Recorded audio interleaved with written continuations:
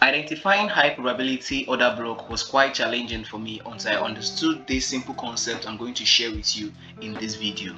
Alright guys, let's dive into the video. So two things you want to note in identifying a high probability order block is that the order block should create a market structure shift, and also it should have a fair value gap. So we can see in this drawing here, we can see how the market price created a market structure shift here, right? So we're waiting for price to come down. Price came down to this fair value gap and the order block. So if another block with a fair value gap is the most valid order block, this is the point you want to trade from, because a fair value gap is an imbalance in the market, right? So whenever price comes here, it's looking to retrace. Once it mitigates the fair value gap, it's just going to trade into the order block, then move to the opposite direction. So these are the things you want to note. Well, let's go into the chart. Okay, on the chart we can see our order block here. This order block is actually the last candle, right? The last bearish candle, right? And we can see a fair value gap here. You can see a fair value gap, right? And also the market structure shifts, or a break of structure here. So you may be wondering why price didn't trade into this order block. Well, so the way I mark my order block is that I mark from the points, from the candle that created the break of structure. I just take it like this, from this candle where I mark my break of structure, down to the last candle, So I see my order block as a zone, right? I see it as a zone. So now if I want to take this trade, having marked my order block from this break of structure down to the last candle, I can just set my buy here. I'll just put it at the tip of the order block, right? At the tip of the order, because I don't want to miss the trade. Sometimes price won't get to the last candle.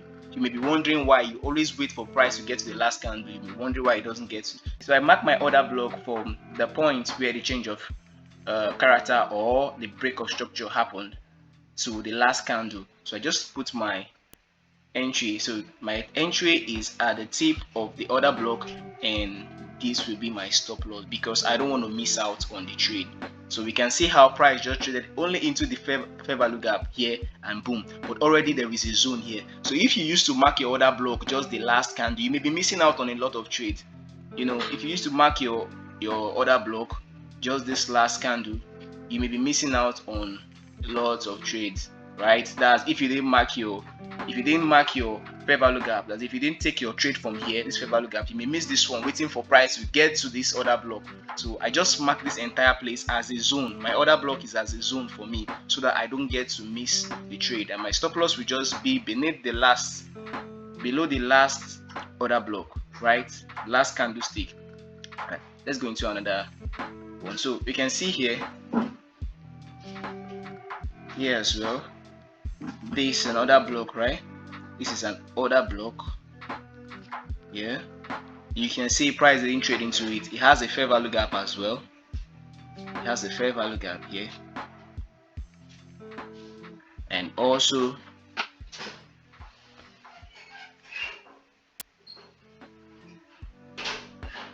a market structure shift, or a break of structure from here. So how I mark my order block, I will just mark from this break of structure down to the last candle, so I don't get to miss out on this trade. This is how I do it.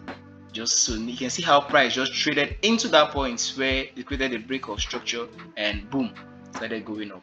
So this is how I just mark my order block and stop loss here, so I don't get to miss out on the trade, right? And now let's see this one. So this one, I already marked this one. You can see, okay, zoom out.